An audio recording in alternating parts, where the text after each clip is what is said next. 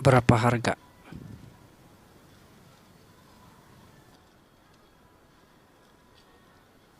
Oke.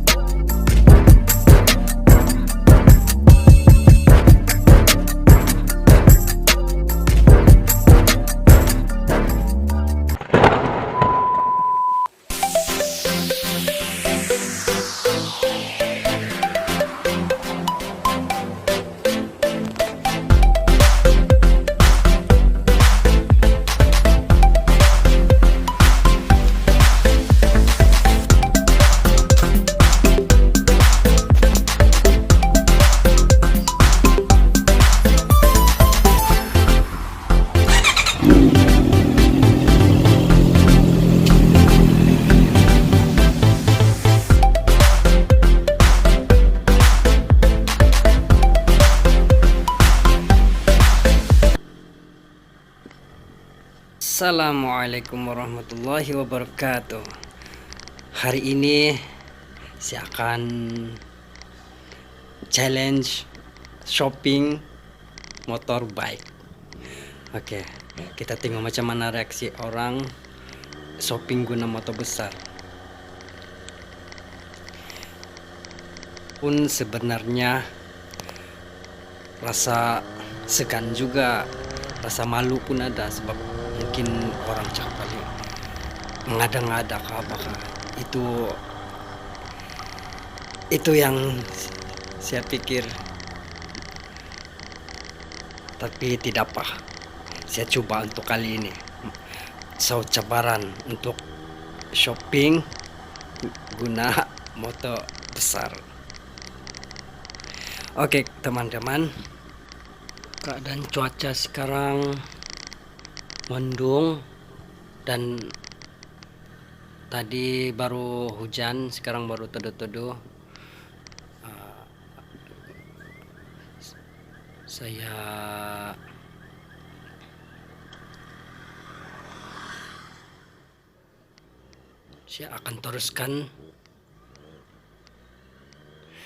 akan teruskan challenge ini sampai habis. Semoga dapat percaya cabaran kali ini. Oke.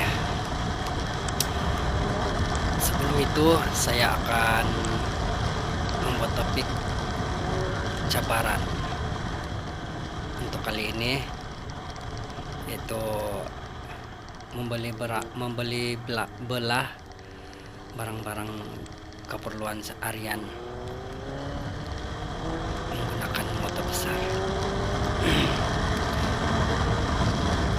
Sebenarnya saya rasa rasa malu juga mau mau bawa ini motor mata-mata untuk ini membeli barang-barang, macam merasa minta puji pula.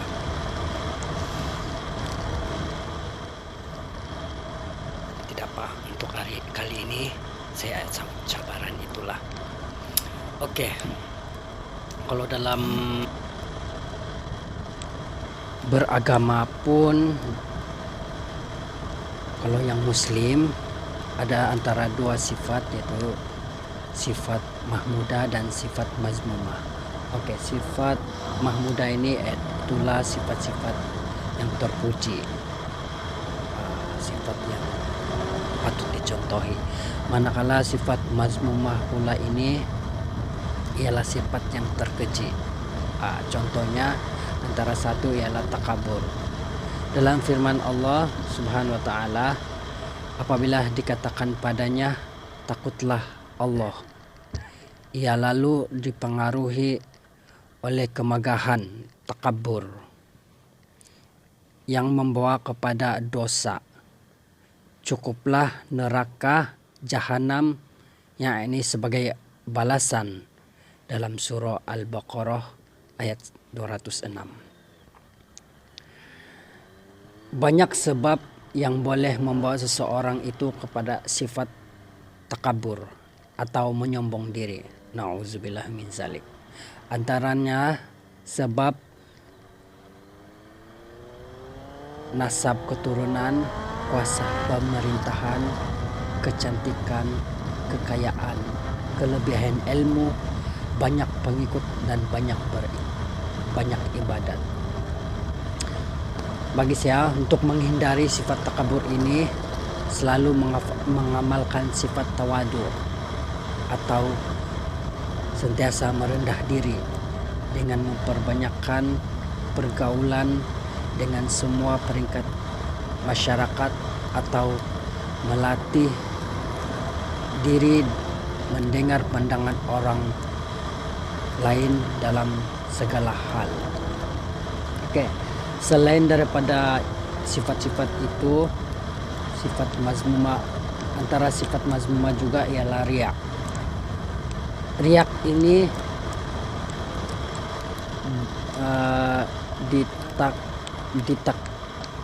ditakrifkan sebagai sifat untuk menarik pandangan orang lain dengan menampakkan berbagai amalan baik yang dilakukan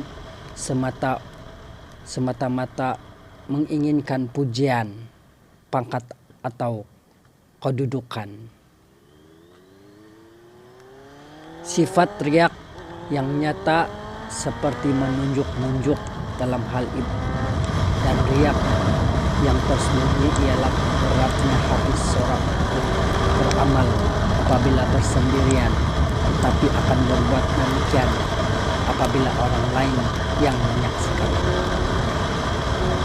Seperti ada terdapat dalam hadis Rasulullah SAW yang bermaksud serendah-rendah riak adalah syirik. Teman-teman, rekan-rekan perlu berhati-hati supaya tidak bersifat riak, dan sebaik-baiknya hendaklah membiasakan diri untuk merahasiakan segala amalan baik kita supaya tidak diketahui orang lain. Apakah perkara yang boleh membuatkan seseorang riak? Ini satu pertanyaan. Ianya adalah seperti mempertontonkan keindahan tubuh badan, pakaian, ucapan, perlakuan, sifat semualah yang menunjuk-nunjuk begitu. Itu adalah satu perkara yang menjerumus kepada riya. Oke, selain dari itu juga ujub. Sifat ujub pula berkait rapat dengan takabur dan riya. Dia saling dekat. Ujub berarti berasa hairan dengan keistimewaan dan kelebihan diri sendiri. Ini juga berkait rapat dengan kelebihan dari segi kecantikan, kepandaian, kekayaan, dan lain-lain lagi. Sifat ujub boleh diatasi dengan sentiasa memikirkan bahwa tiada benda di dunia ini akan kekal. Masya Allah. Dalam dunia ini memang tiada yang akan kekal. Kalau kaya kah, dia cantik kah, dia berpangkat kah, dan di akhirnya itu tiada juga maknanya di pengakhiran apabila kita sudah tiada. Itu semua tidak boleh dibawa kalau sudah kita tiada sudah di dunia, kecuali amal kita saja kita boleh bawa dia. Itu pun mesti amal yang baik, baru kita boleh bawa di akhirat kita. Oke. Setiap sifat boleh ditimpa keuzuran atau penyakit suatu hari nanti. Yang tinggi darjatnya, keturunannya tidak akan dinilai di sisi Allah selain takwa, Dan yang kaya pula boleh mengalami bencana-bencana seperti kecurian, penculikan dan sebagainya. Sentiasa menghisab atau meneliti kekurangan diri, yakni muhasabah. Bagi hamba Allah akan melahirkan jiwa yang murni dan bebas daripada sifat-sifat tercela ini.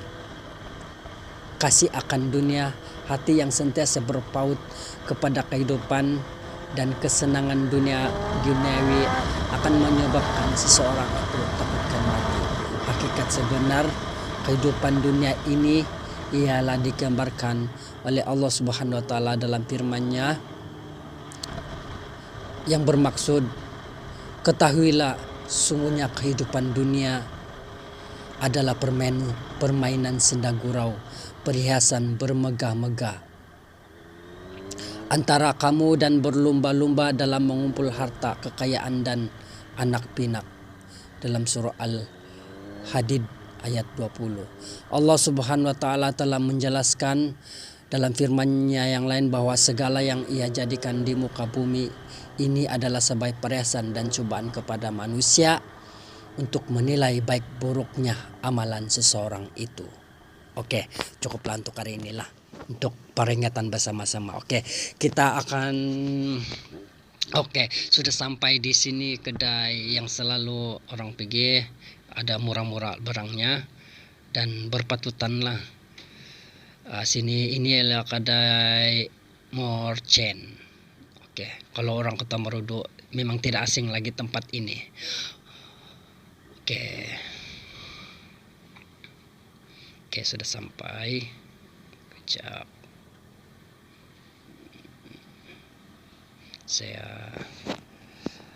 Saya akan mulakan challenge ini. Oke, kawan teman-teman, minta maaf ya, sebab ini cuma satu cabaran lah untuk menyaut cabaran yang challenge shopping motorbike. Oke.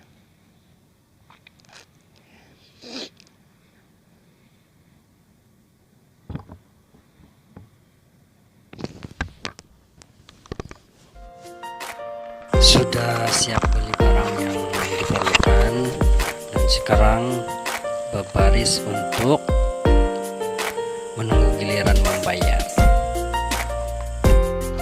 Sudah siap bayar, jadi pergi ke lain lagi.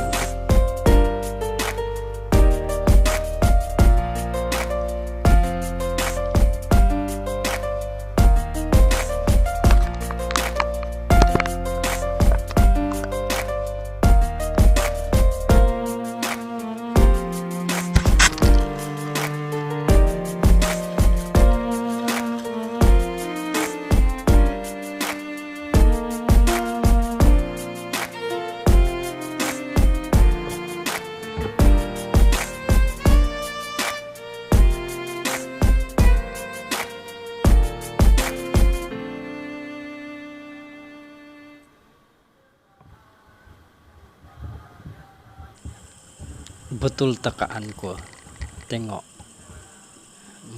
dorang sedang meneliti perlakuan saya. Macam panas telinga aku di tengok-tengok ini. Jadi sabar sajalah, ini adalah cabaran.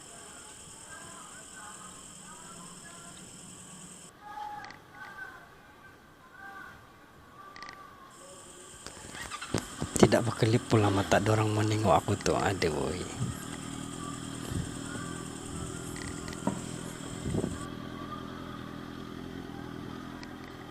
Entah apalah yang dong pikir tuh, sama ada temberang ke apakah kali dia pikir sama aku, itu tidak tahu lah. Tidak boleh mudah berburuk sangka. Oke. Alhamdulillah siap satu kedai untuk challenge yang kedai pertama. Oke, kita pergi kedai lagi, kedai kedua, membeli kue.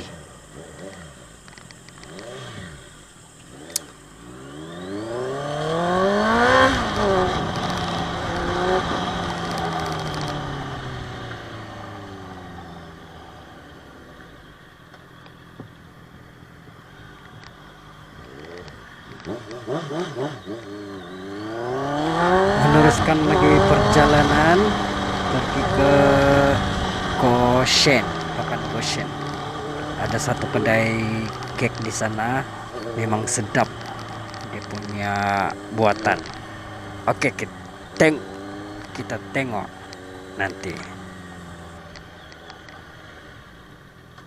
Dulu saya pernah beli juga roti cake di sana, memang power lah, memang sedap gila. Oke, siapa-siapa yang berminat bolehlah datang di sana, tengok-tengok rasa-rasa beli dia punya cake. Belum tahu, belum coba.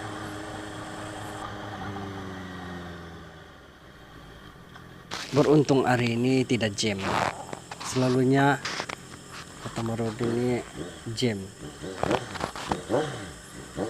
Sebab yang menyebabkan jam itu yang banyak simpang-simpang tuh. Kereta pun itu bersesak. Kalau banyak kereta sudah di sini kota Marodo.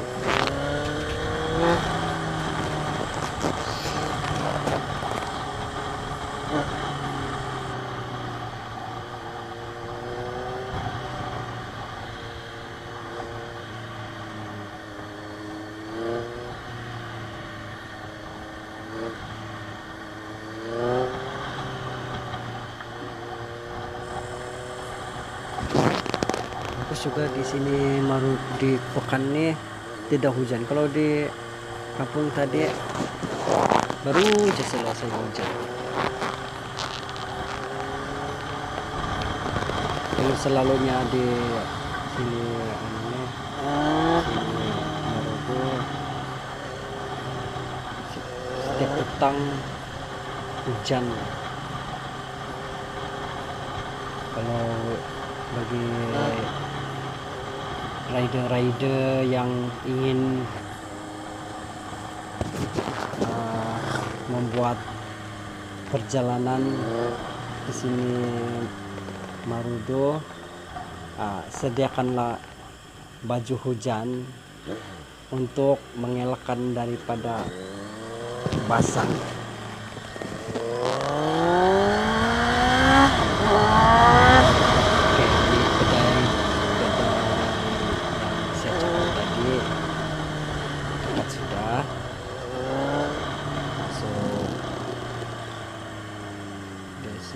Simpang ini. Oke.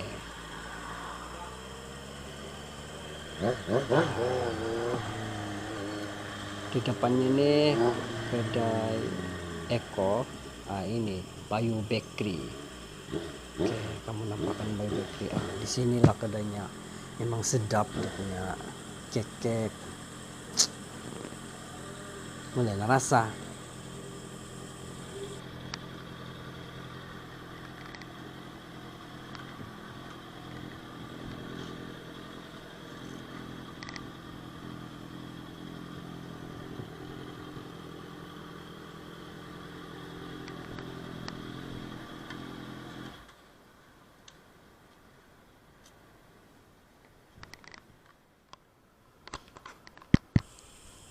Oke, jom masuk.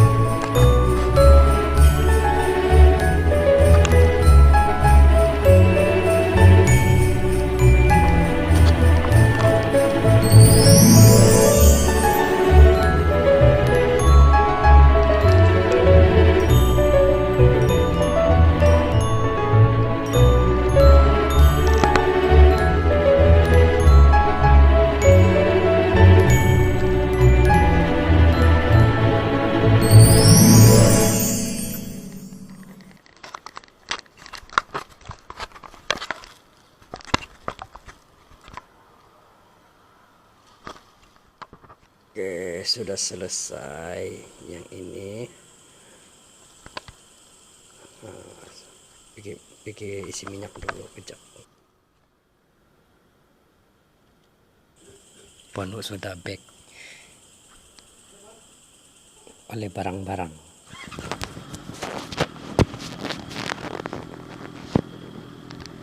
Bolehlah. Tapi memang tidak padan lah naik motor begini beli shopping. Ini sekadar menyahut cabaran. Oke, kita sambung perjalanan lagi. Saya pergi isi minyak sekejap, lepas itu pergi di pasar lagi.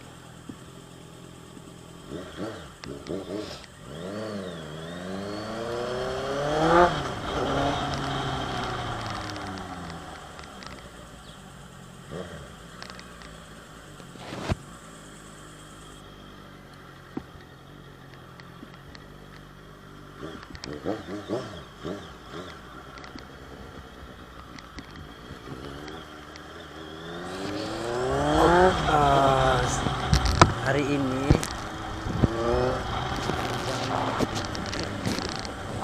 perjalanan saya di sini memang banyak masalah.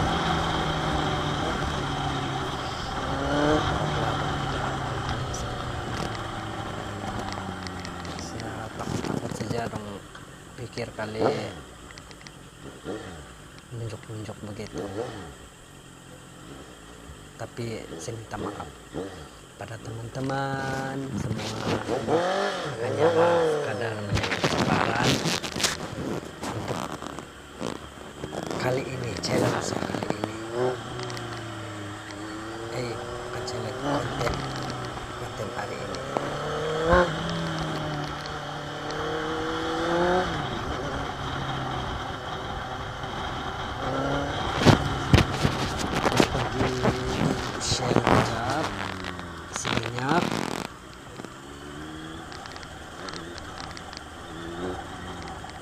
Supaya perjalanan lancar untuk hari ini. Oke, saya isi minyak dulu ya teman-teman.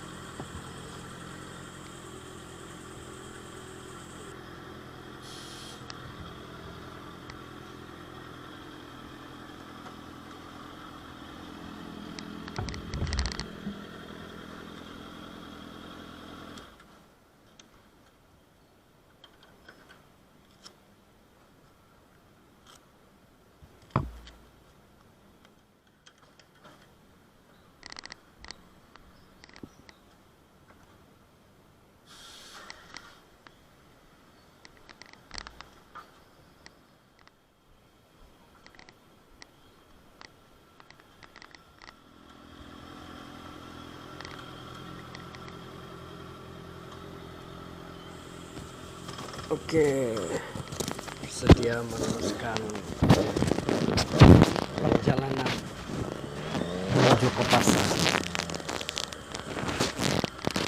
Tapi di pasar Goshen.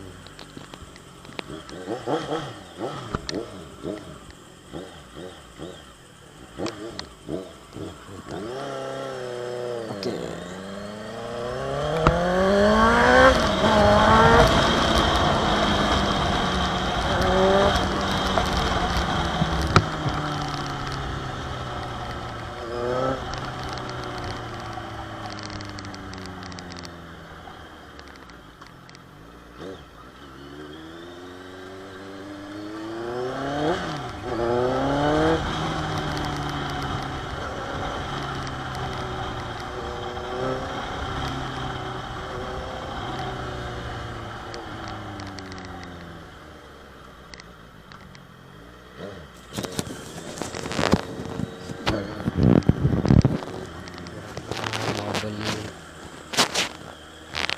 Mau belikan lah dulu.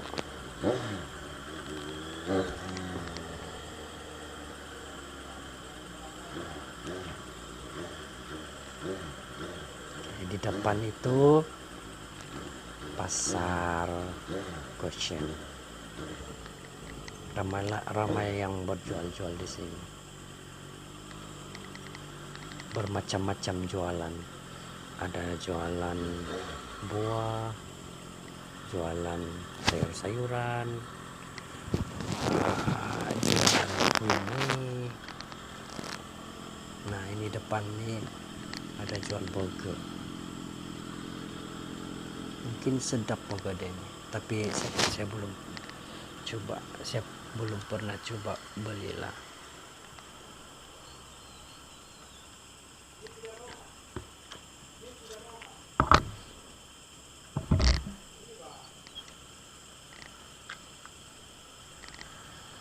Jom menuju ke pasar, menengok jualan-jualan yang mereka jual. Bermacam-macam jualan mereka perdagangkan.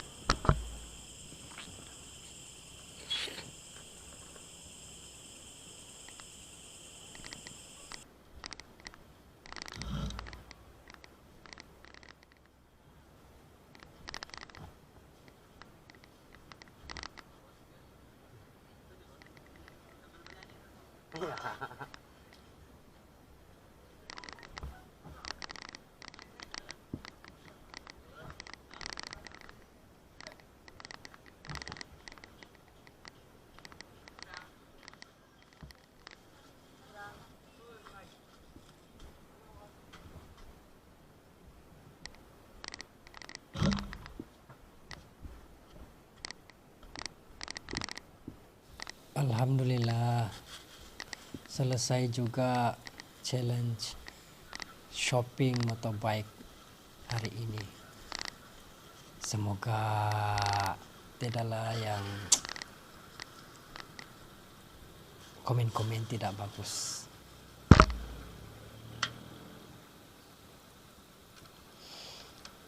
Dan seterusnya saya akan balik ke rumah. Walaupun sudah penuh dengan barang-barang. Memang kalau mau beli barang yang lagi banyak, kompom tidak muat di bag. Dan beratlah kalau penuh barang. Memang bag saya ini pun penuh sudah barang.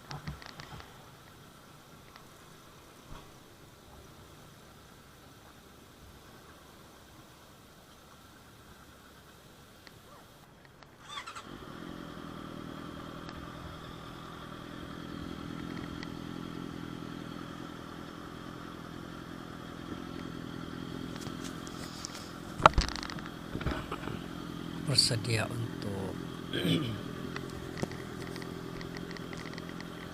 pulang ke rumah. Oke, ada penambahan yang tadi yang di awal topik kita yang tadi tentang sifat-sifat mazmumah.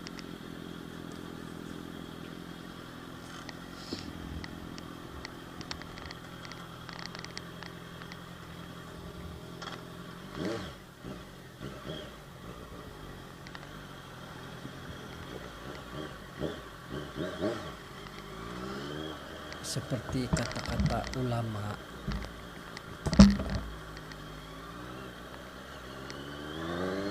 yang seingat saya ada nasihat Imam Al-Ghazali. Ada 6 nasihat Imam Al-Ghazali.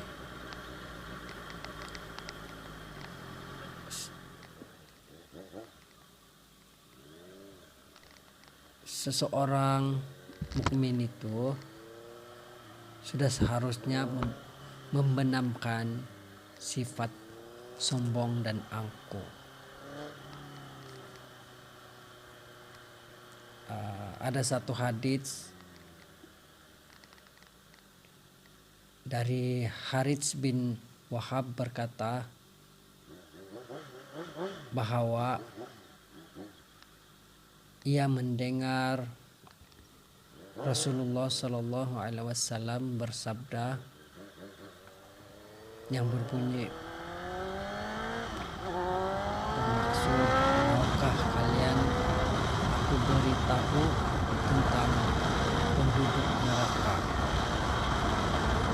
Mereka semua adalah orang-orang kasar, rakus dan sombong.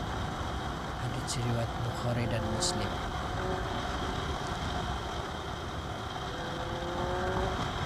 Hadis ini menjelaskan tentang bahayanya sifat sombong. Kesombongan merugikan pelakunya di dunia dan juga di akhirat kelak. Oke teman-teman, 3 perilaku buruk tersebut akan membawa manusia menjadi penghuni neraka. Kesombongan hanya akan membawa kita kepada kehancuran. Kita harus belajar dari kisah iblis, di mana iblis itu hebat pada awalnya. Namun dia sombong dan angkuh, merasa diri lebih baik dari Nabi Adam alaihissalam. Akhirnya diusir dari surga Allah. Allah Subhanahu wa taala berfirman, "Turunlah kamu dari surga itu, karena kamu tidak sepatutnya menyombongkan diri di dalam, maka keluarlah, sesungguhnya kamu termasuk orang-orang yang hina."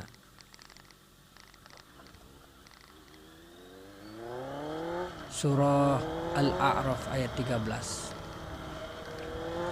Apabila kita diberikan kekayaan, misalnya terkadang kita juga merasa hebat dari orang yang tidak punya, padahal kekayaan dan kemiskinan sejatinya hanyalah ujian dari Allah untuk manusia, untuk melihat seberapa baik orang kaya dan seberapa sabar orang yang miskin. Oleh sebab itu, teman-teman, sungguh tak elok jika kita melupakan hati manusia lain dengan kekayaan ataupun jabatan yang sejatinya adalah titipan. Rasulullah Shallallahu Alaihi Wasallam bersabda, yang bermaksud cukuplah seseorang kita dikatakan berbuat jahat jika ia menghina saudara yang muslim. Hadits riwayat Muslim. Seseorang mukmin sudah seharusnya membenamkan sifat sombong dan angkuh. Kita ini mesti merendahkan diri hati agar tidak dibenci Allah yang Maha Suci. Untuk mengatasi kesombongan dan keangkuhan, Imam Al-Ghazali menyampaikan 6 nasihat. Yang pertama, jika berjumpa dengan anak-anak, anggaplah bahwa anak-anak tersebut lebih mulia daripada kita, karena mereka belum banyak melakukan dosa. Yang kedua, apabila bertemu dengan orang tua, anggaplah ia lebih mulia daripada kita, karena dia sudah lama beribadah. Yang ketiga, jika berjumpa dengan orang alim, anggaplah dia lebih mulia daripada kita, karena mereka telah mempelajari dan mengetahui banyak ilmu. Keempat, jika melihat orang bodoh, anggaplah mereka lebih mulia daripada kita, karena mereka melakukan dosa dalam kebodohan, sedangkan kita melakukan dosa dalam keadaan mengetahuinya. Yang kelima, Apabila melihat orang jahat, jangan anggap kita lebih mulia, karena mungkin suatu hari nanti dia akan bertobat atas kesalahannya. Dan yang keenam, apabila bertemu dengan orang kafir, katakan di dalam hati bahwa mungkin suatu hari nanti mereka akan mendapat hidayah dan memeluk Islam, sehingga segala dosa mereka akan diampuni oleh Allah Subhanahu wa taala. Nasihat ini amat penting. Imam Al-Ghazali mengajarkan kita agar rendah diri, rendah hati, dan tidak merasa lebih baik daripada orang yang lain.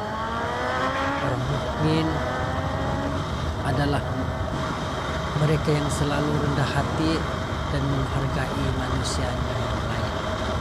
Allah Subhanahu wa taala berfirman yang bermaksud, dan hamba-hamba Tuhan yang Maha Penyayang itu, yakni ialah orang-orang yang berjalan di atas bumi dengan rendah hati, dan apabila orang-orang jahil menyapa mereka mengucapkan kata-kata yang mengandung keselamatan.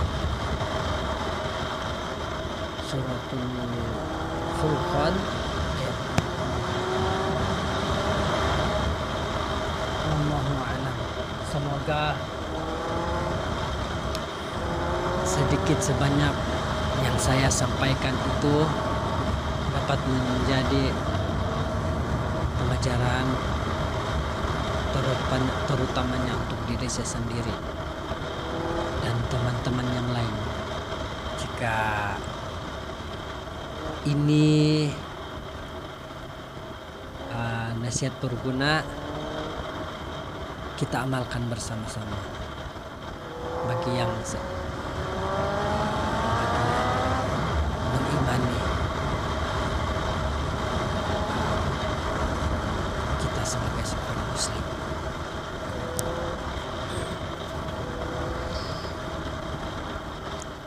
Sebenarnya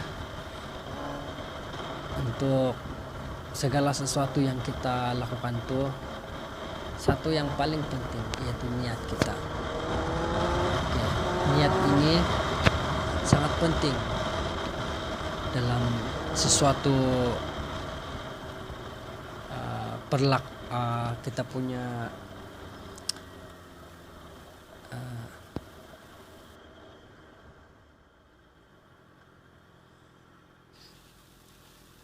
niat itu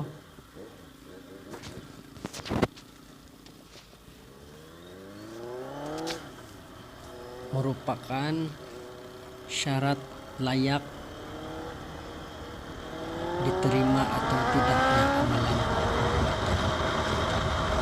Dan amalan ibadah tidak akan menghasilkan pahala kecuali berdasarkan karena Allah Ta'ala.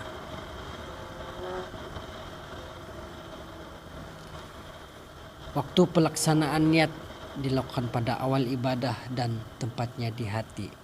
Ikhlas dan membebaskan niat semata-mata karena Allah Ta'ala, dan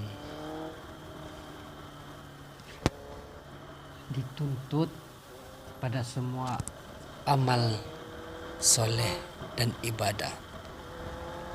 Seorang mukmin akan diberi ganjaran pahala berdasarkan kadar niatnya.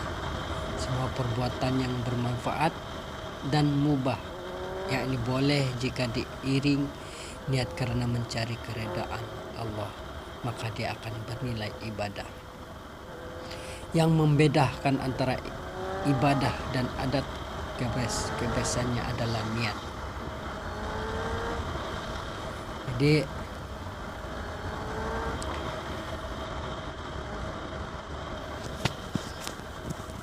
niat merupakan bahagian dari iman karena dia merupakan pekerjaan hati, dan iman menurut pemahaman ahli sunnah wal jamaah adalah membenarkan dalam hati, diucapkan dengan lisan dan diamalkan dengan perbuatan.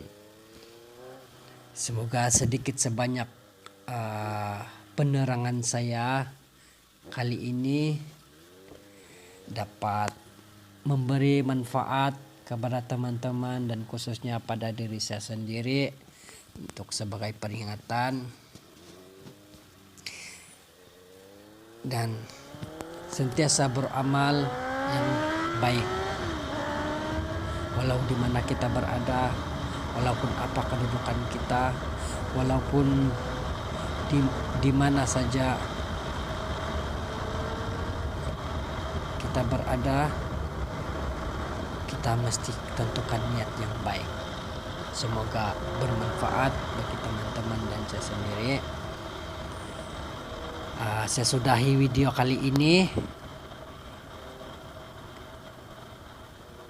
dan kita berjumpa lagi di video akan datang, dan saya mohon kepada teman-teman untuk support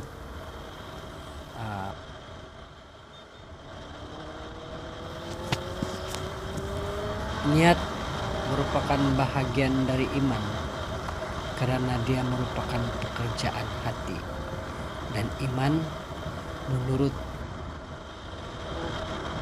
kali ini video saya. Kita berjumpa lagi di video akan datang. Bye bye.